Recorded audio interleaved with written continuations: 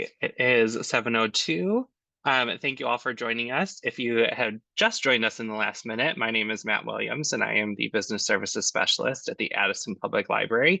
Tonight, we will be going over resume basics, which is very important, especially with your job search. We all want a good resume.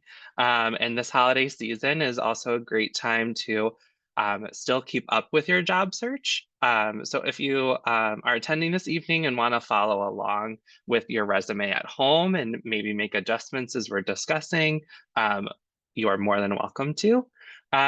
If you are joining us, please feel free to use the chat. If you are joining us via Zoom, feel free to chat us on Zoom. If you're streaming us on Twitch, feel free to use the Twitch chat. I will be moderating both of those chats this evening, and I will probably get to questions at the end. But if I notice it's something that is pertinent to what we're talking about right away, I'll jump in and answer that as we go. Let's get started. So tonight we will talk about the different types of resumes. There are 3 different types of resumes. We will go over resumes section by section, and then we'll end with some general tips for your resume. So let's jump in with the types of resumes. So the first type of resume that we wanted to go over is the chronological type resume.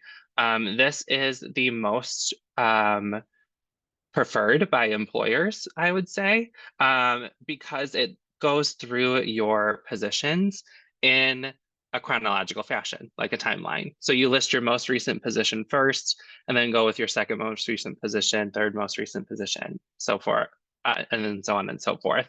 And it emphasizes a steady employment record. It will call attention to any employment gaps that you have, and another downside is some of your skills that you want to highlight are sometimes hard to spot.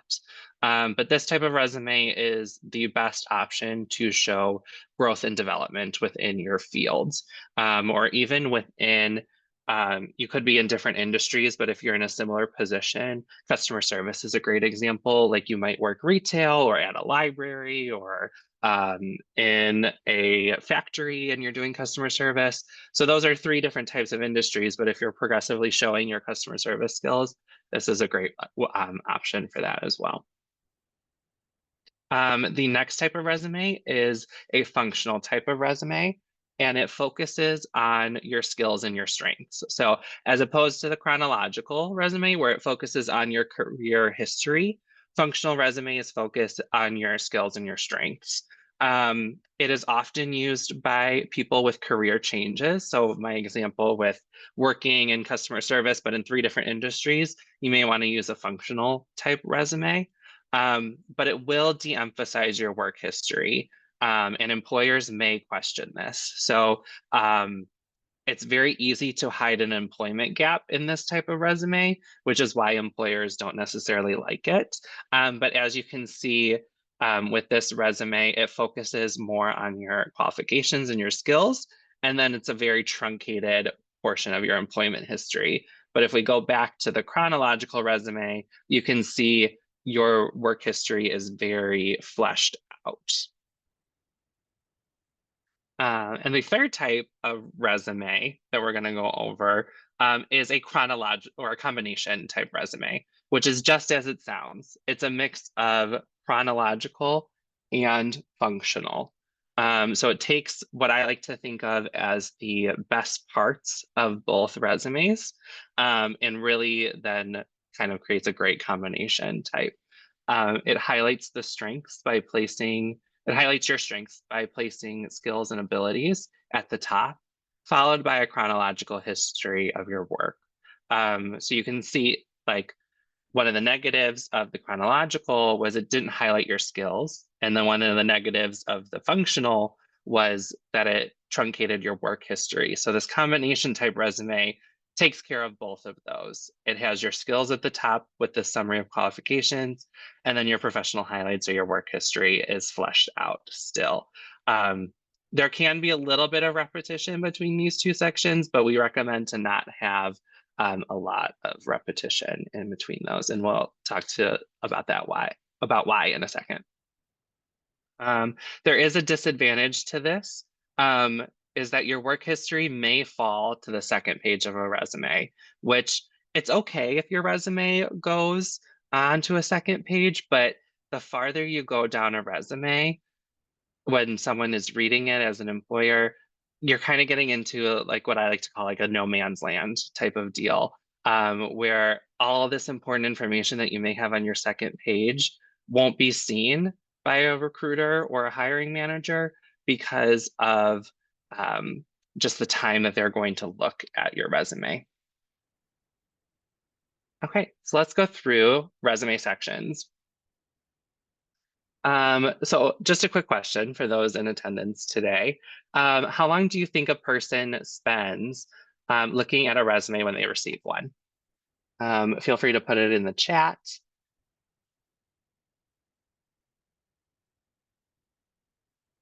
Like, we'll give people a couple moments.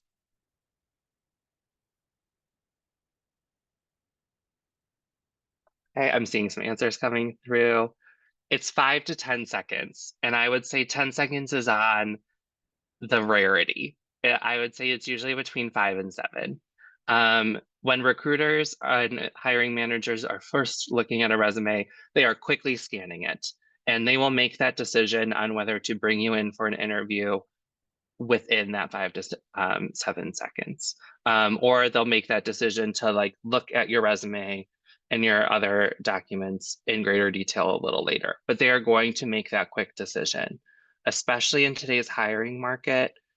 It's very competitive for some roles that a hiring manager could have up to 30 or 40 applications, even sometimes, of qualified people. So that's not even to include the not necessarily what they deem as a non-qualified person that they already have scanned through. They may have 30 or 40 people competing for one position. So you really want to make sure your resume stands out, has keywords, which we'll talk about in a second, and really goes through all of those details and those skills, qualifications, education, all those things that the employer is looking for and that they listed in the job description. Okay, so the first section of your resume is what we call a header. And I'm going to go back a few slides to this one. So the header on this example is this top part right here, where it's full name, city, state, zip, phone number, email, those types of things. That's going to be what's called your header. And yeah, so phone number, email address. It can include city, state, and zip. The example that I just showed is a little outdated where it includes the full address.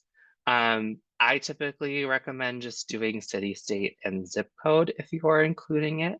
But also you may not want to include it because sometimes if you include it and you're applying for a job that it might be a little bit of a commute for you, you're willing to make that commute, but the recruiter and the hiring manager might not believe that you're willing to make that commute just by looking at your paper.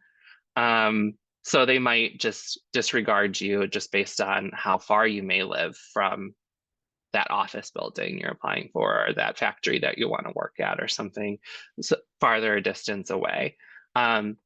It can be a huge benefit though on the other side, where if you're applying for a job in your hometown and you say that you also live in this town, that might be a huge benefit for this organization as well. So addresses are something that sometimes, even for myself personally, sometimes I include it, sometimes I don't.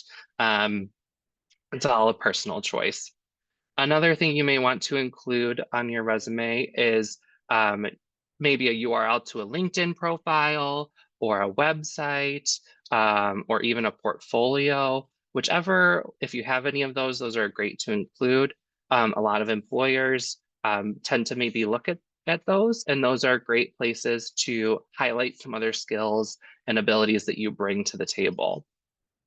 The biggest and important thing about the header of your resume is that it should go on all of your documents that you submit for your job application.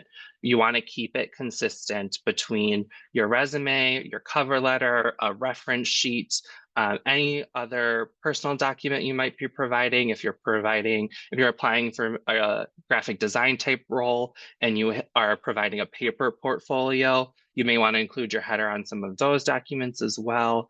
All of that goes into what we call your professional brand, and keeping that consistency and having that all the way through then maintains your professional brand. You don't have one header for your resume, a different header for your cover letter, a different header for your reference sheet. It kind of makes it look sloppy. And then that might be something that the employer then notices. And then it might be just a slight negative on your part when you're applying. So here's an example, or here's a couple of examples of how some headers look on a resume. So you can see on that top one where we have John Ardell, and then right underneath it, he has all of his contact information on one line. Very acceptable, totally acceptable. I will say too, if you are doing that, follow this format where it has those lines dividing each contact form of contact, I should say. Another option is this bottom one, where he listed his city, state, and zip code, and then on a separate line listed his phone number, and then on a separate line listed his email address.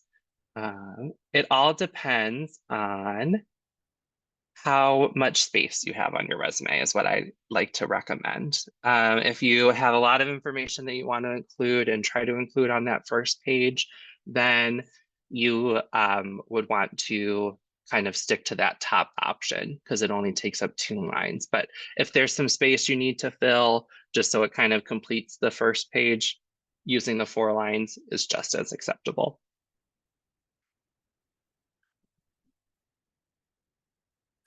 All right, so now we're going to talk about objectives versus personal summaries. And this is the section that goes right underneath your header. So all of your information, all of your contact information, and now it's an objective statement or personal summary. Back in the day, aka pre-COVID, we used to have what is called an objective statement. And an objective statement was a brief statement that defines the type of employment you are seeking and your career goals. So it includes the position title, the job or the fields that you want to go in. It may also include the position level and the name of the company that you're applying for, which is all great, but it's found to kind of be less important on the resume because that's the reason why you're applying for this role. You're applying for the role because you feel you're qualified for this position title in this field at this level and at this company. So what we've moved to, actually what I will talk about is some examples. So yeah, to acquire an entry-level position as a medical assistant, to obtain a production manager position with supervisory responsibilities, and then to secure a clerk position that allows long-term advancement into a position of increased responsibility. As you can see with these examples of objective statements, it doesn't do much to add to your application. It just describes the reason why you're applying for the job, which is also demonstrated by applying for the job. So we have developed to kind of use that space more in a better way, I should say, as a professional summary, which is a 2 to 3 sentence example of who you are and why you are the best candidate for the job. So as a little template that you can use is you have a bunch of skills you want to list. So you can say that you are such and such you're a hardworking individual with 10 years of experience in these various industries. You've worked on certain projects and had certain roles. And then you talk about a unique characteristic that you specialize in. And then you can talk about another skill, another skill, and another skill. So let's see an example of those. So an example is a clinical research specialist with 3 years of experience in both clinical and academic medicine, a collaborative professional who specializes in leading study teams, managing compliance with clinical trials, and data science for healthcare applications. you can see right off the bat that that is way more, it tells you way more about yourself. It tells the hiring manager way more about you than an objective statement that maybe just says you are applying to be a clinical research specialist because you have this one trait. So it kind of frames it together in a better way and is a better use of the space on the resume. Another example is a high-performing business operations expert with 6 years of experience in accounting, finance, operations analysis, and sales roles. So this individual is demonstrating the diversity that they have in their experience in all these different aspects of business operations. They're a collaborative partner who is used to working on teams and making an impact by creating and implementing lasting improvements to the accounting analysis, forecasting, and sales processes for firms. So this individual demonstrates that they've had experience in all these various departments and all these various roles and how they can continue that in this new role that they are applying for. And then the last example is an executive assistant capable of enabling the effectiveness of leaders, a positive, well-educated professional with experience in real estate, energy, and health and wellness, in the health and wellness sectors, who thrives in fast-paced working environments requiring a high degree of optimization. They have tact with sensitive information and situations and problem-solving ability. So I hope you could see with all these examples, they're showing way more effectiveness than to acquire an entry-level position as a medical assistant, or to obtain a production manager position with supervisory responsibilities. They all have gone through and then demonstrated in various ways different aspects that they then that makes them more qualified for those positions than maybe another person that's applying. The big thing between an objective statement is the focus of that statement. So with an objective statement, you're saying, this is what I want, while a profile statement or a professional summary says what I can offer you as the organization. And that is great. If you are the organization reviewing this application and it says what I can bring to the table for you, that is a better way for them to picture you in that role than just coming through and saying, well, this is what I want. Yeah, okay. What I want is fine, but it doesn't show a lot of impact, as we have shown. It doesn't show a lot of focus. And it doesn't bring as much to the table and demonstrate you as a potential new employee to this organization. Okay, I slightly mentioned keywords before, but now I'm going to get into the nitty-gritty of keywords. In today's job search market, keywords are more important than they ever were before. Gone are the days where you walk into an organization and you hand them your resume and say, I want to just leave this with you and apply for this role. Everything is done online now. Every application needs to be submitted online, and it gets submitted through what is called an applicant tracking system. And a human won't see your resume without a 50 to 80% keyword match. And this is why we suggest that you modify your resume and your cover letter and any document that you're submitting for this job application for each job you're applying for. Now, when I say that, some job seekers tend to think, oh my gosh, I need to create a whole new resume and a whole new cover letter every time I apply. Cover letter, I would say yes, you need to make a new cover letter. But resume, you don't need to create a whole new resume from scratch. You can make some slight tweaks on your resume to kind of get those keywords. Your skills section, professional summary, and work history are the best places to include your keywords. So that professional summaries that we went over where they talked about the various departments that someone has experience in, like accounting and business analysis and things like that. Those are great words to also include and are probably included in the job description. So you want to include those in your resume as well. It's very important to also mirror the language on the job posting in the employer's website to make sure that you are still but still be truthful about your skills and experience. So we don't want to lie on our resume. We don't want to lie on our application at all. But it's okay to mirror some language. A good example of this is Microsoft Office versus MS Office. So they're the same thing.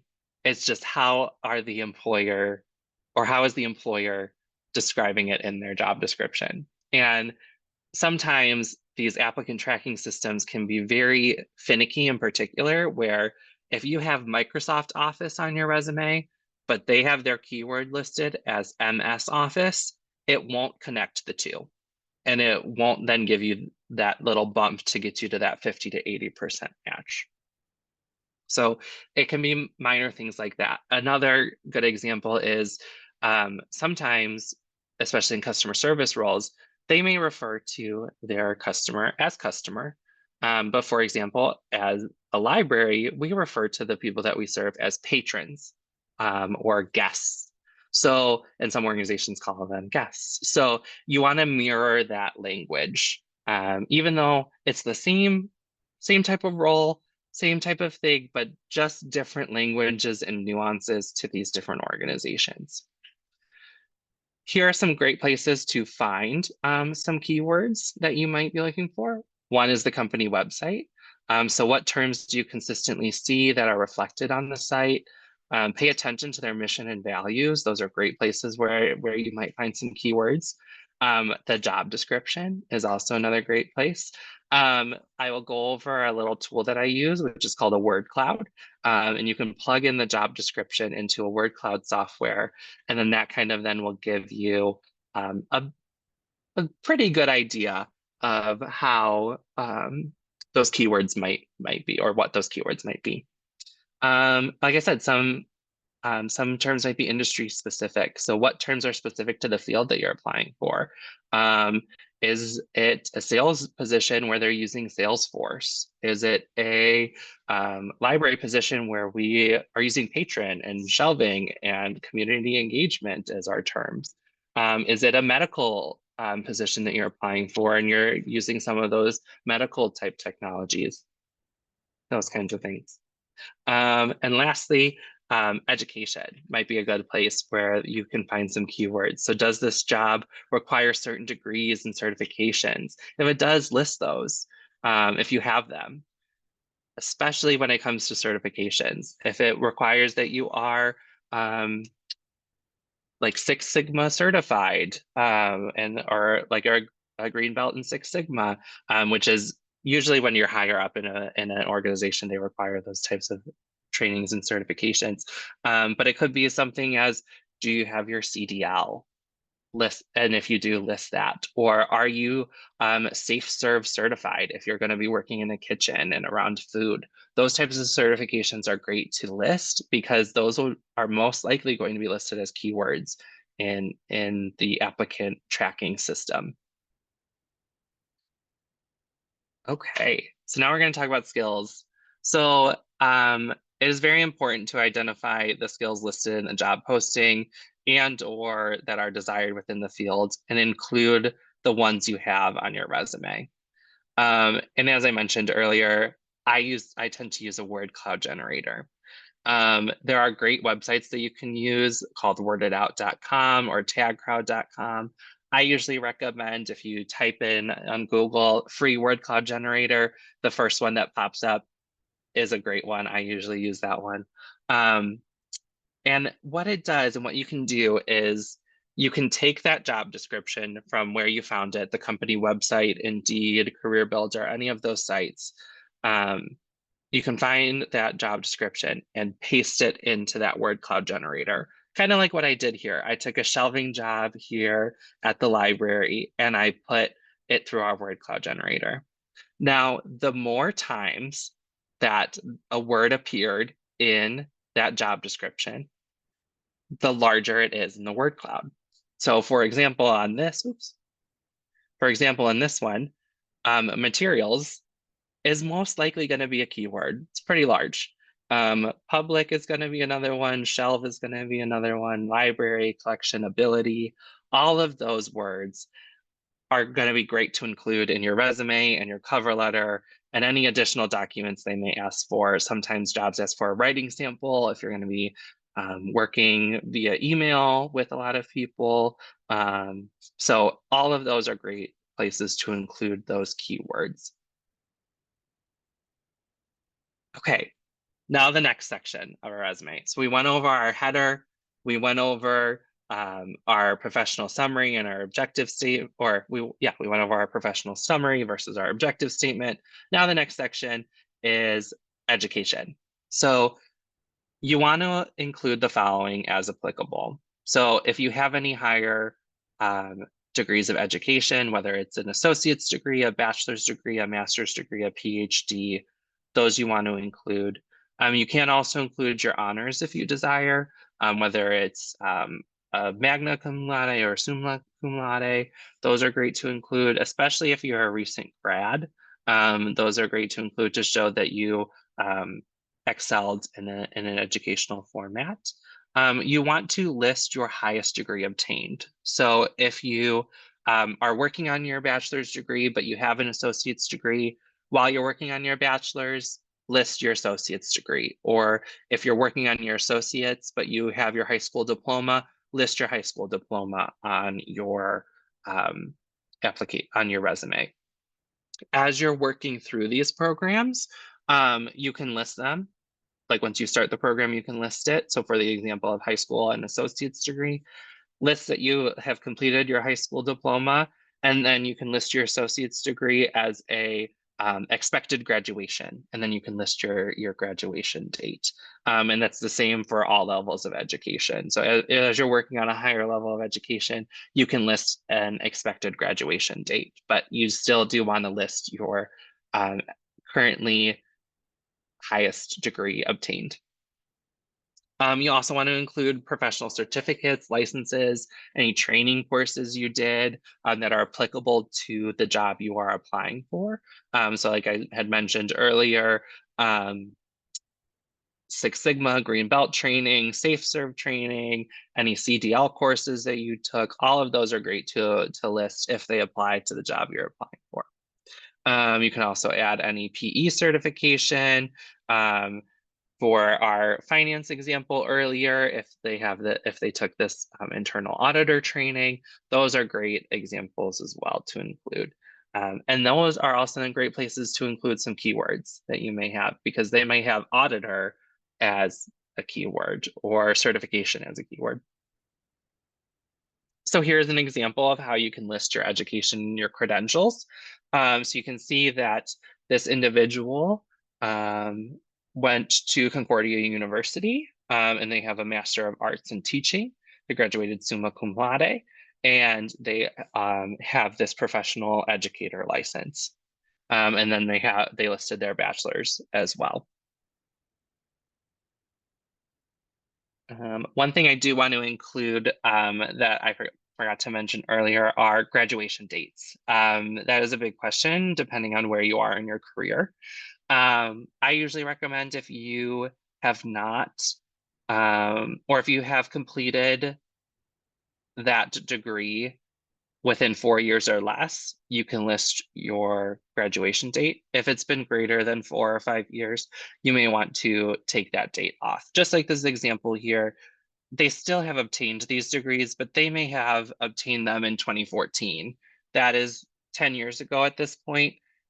It might not be the best to include that on your resume, and that's just to avoid any potential of any age discrimination. Graduation dates are a good way for someone to calculate an individual's age, with the assumption that you took a traditional path where you graduated high school, you finished and if you continued on with your education, you graduated high school, then you went right to get your bachelor's degree and then got your master's degree. Following that traditional path is an easy way for someone to calculate your age. So it all depends on the length of how long you have obtained those degrees for. Okay, so now work experience. This is the big chunk of your resume. If you're following that combination or that chronological type resume.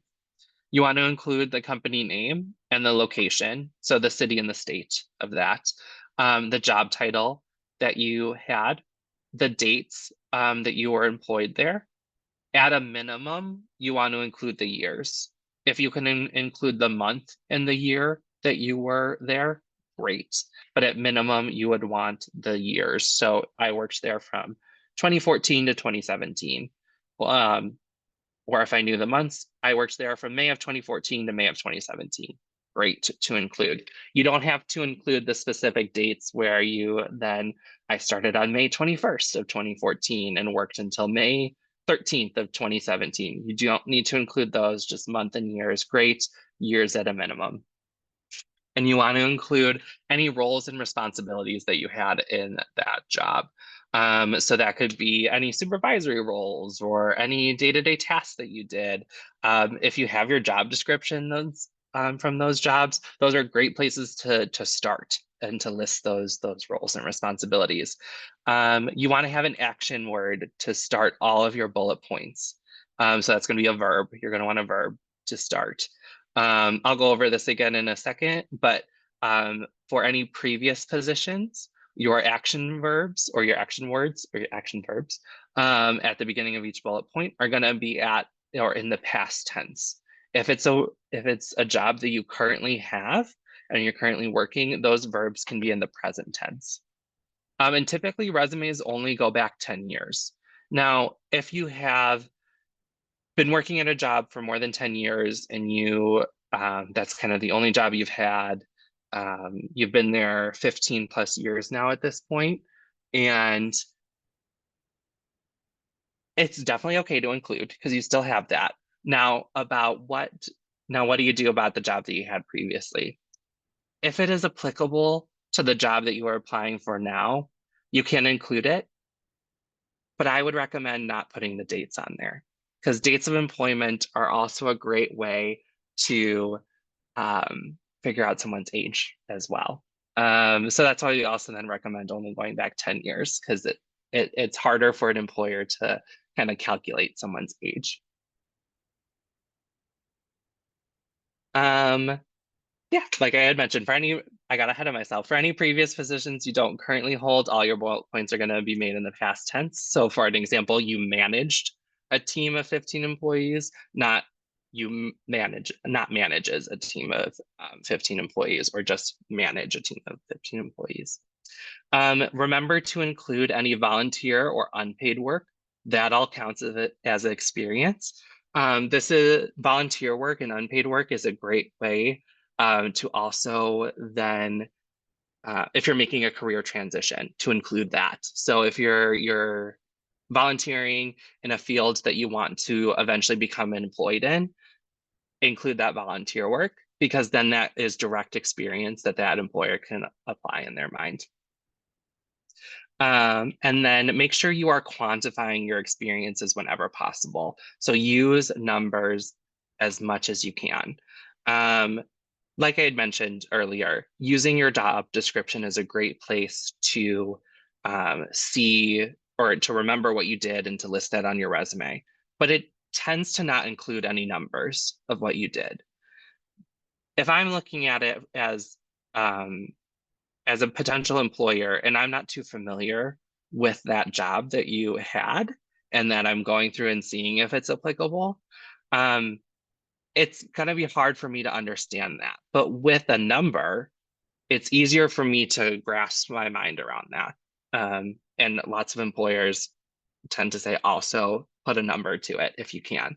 Like as this example earlier on this side, it said managed a team of 15 employees. It could have just said manage a team of employees. But now we included the number of 15, and in your mind, you can see, okay, yes, 15 people. That's a lot of people. Managing that can be a little difficult. I'm sure this individual has gone through some of the things, maybe has gone through hiring of individuals or terminating individuals, having those difficult conversations. It kind of just gets the ball rolling on all of that. So definitely include a number whenever you can. Here's an example of professional experience. this person worked as a bartender and a server at the Olive Restaurant in Florida. They currently work there, so it's from 2011 to present day. This is great to include, even though it's been older than 10 years, because they are still presently working there. And then they listed their description as they accurately executed cash handling, including the closing time bookkeeping, effectively tracked and monitored inventory, including the drink making machines. They self-managed a full service restaurant bar. They provided excellent dining experience by serving food, drinks, and other items to clients with courtesy and expertise. All of those great words in there: cash handling, expertise, courtesy, dining experience. All of those words are going to be considered keywords and are great to include. The one thing I would recommend, we can add a number to it maybe. I would say maybe effectively and tracked, monitored inventory of however much inventory they have, or provided an excellent dining experience by serving food, drinks, and other items to clients with courtesy and expertise with an average of 5-star rating, or something along those lines. Just something to grasp that, be able to grasp what that individual did as a bartender or server. Some additional sections that you can include on your resume: volunteer work, any military experience you have, software applications if you're applying for a more technical role, groups and organizations that you're a part of, especially if you are a leader in those organizations, or if even just a member. An example of that is if you're a member of your condo's homeowners association, and you're on the board of that, or you're on a board of a charity or something like that. Those are great to include. Any internships or externships, any presentations, publications, or workshops you did. Those are great to include, especially if you're staying in the same industry and you presented at a conference like that. So I'll use libraries as an example, just because that's what I'm familiar with. If I presented at a library conference, I'm going to include that on my resume, because if I'm applying to another library, that hiring manager at this new library that I'm applying to is definitely going to know about this conference, maybe saw my presentation. You never know. Here are some tips.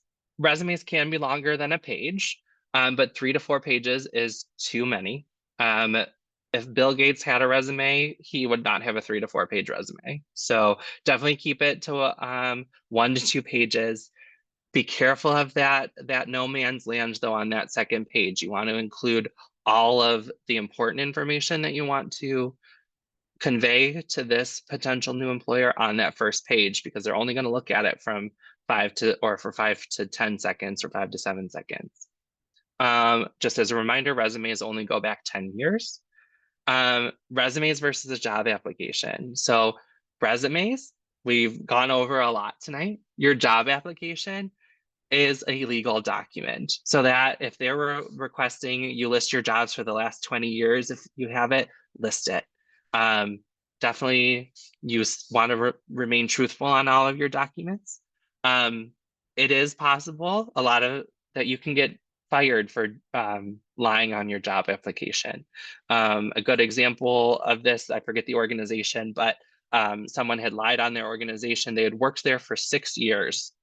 And after 6 years, the hiring managers found out about it, or the management team found out about that this person lied on their application. That individual then was terminated because they had lied on their application, even though they were working there for 6 years. So there's usually a box at the end of every application online that we all just check just so we can keep going. But that's the legal disclaimer that's saying that we are telling the truth on our resume, or in our job application. So make sure you are telling the truth on that. And that's the difference between the resume and the job application. Sometimes you're going to upload your resume to the job application, and it might autofill some things. Double check those autofill things. That's the applicant tracking system. Spelling and grammar mistakes are easy ways for your resume to be thrown out and to be put into the no pile. So make sure you have another pair of eyes look at it. That is my job here at the library. Please send me an email. I'm more than happy to look over your resume. Make sure it's all grammatically correct, everything's spelled right, it all makes sense before you submit it for your application. I'm more than happy to do that. Have your friends look at it, have a family member look at it. Just make sure you have another set of eyes, because we all know as we look at a document for so long, we kind of become blind to some of those things. So having having someone else look at it, it's a fresh pair of eyes looking at it. 76% of resumes are thrown out if the email address is unprofessional. That is one of the first things that I look for when I'm reviewing someone's resume, is what is their email address. It doesn't need to be like coolkid55@gmail.com. No, it can be Matt Williams 2, because there's probably a lot of Matt Williamses, at gmail.com. That is way more professional than that cool kid example. So make sure you're adjusting your email address to a more professional tone and a more professional one. And make sure you check it regularly. I say take it one step further and have a separate email just for jobs and job applications. It's free to create a Gmail account. You can have multiple Gmail accounts. I say create one just for your jobs and your applications, because that way it's separate, and there's a low possibility that it's going to get caught in any of the junk mail that we get on a daily basis. Lastly, do not add resumes available upon request to your resume. That is an old way of thinking, and it used to say resumes upon request.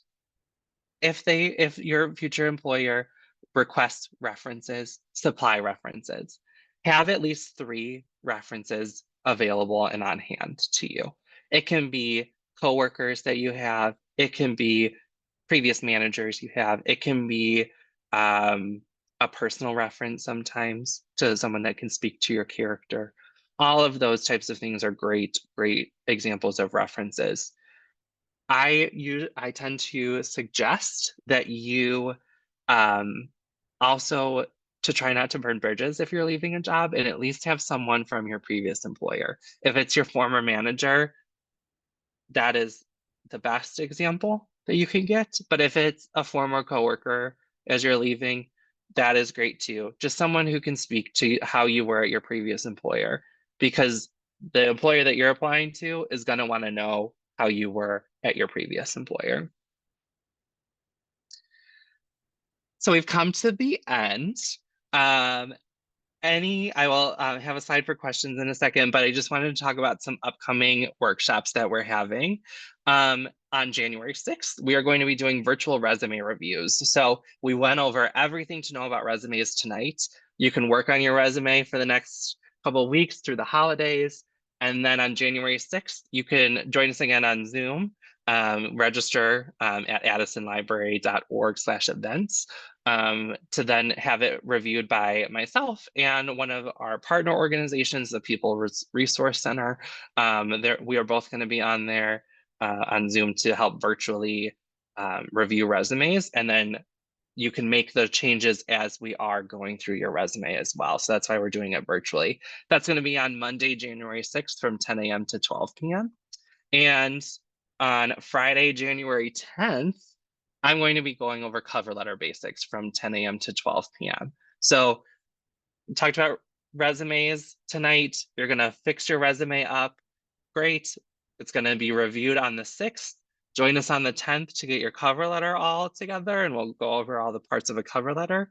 And then you're ready to go and apply for those jobs with the January push that a lot of these employers post jobs starting in January again.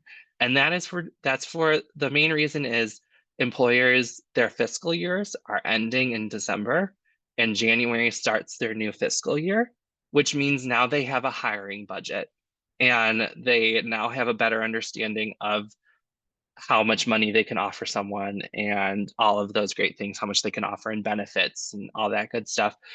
And it's a fresh budget. So then they post, and it's great. So right now, it's good to make those changes to all your documents so you're ready for that January hiring push.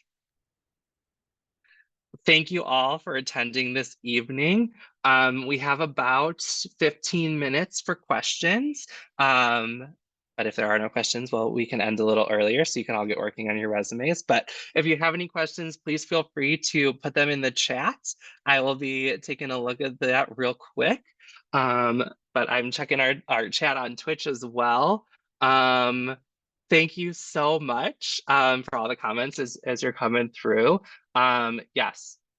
Yes, definitely agree on that email tracking. That is definitely the way to go. Have a separate email for your job search process. And yeah, the applicant tracking systems, um, I have a love-hate relationship with them. It sounds like it's this really sophisticated software, but it's just checking word for word kind of thing. But that's why we suggest you gotta adapt your resume and your cover letter and any other document that you're submitting to the language that the employer is using in the job description or on their website or things like that. Yeah, great.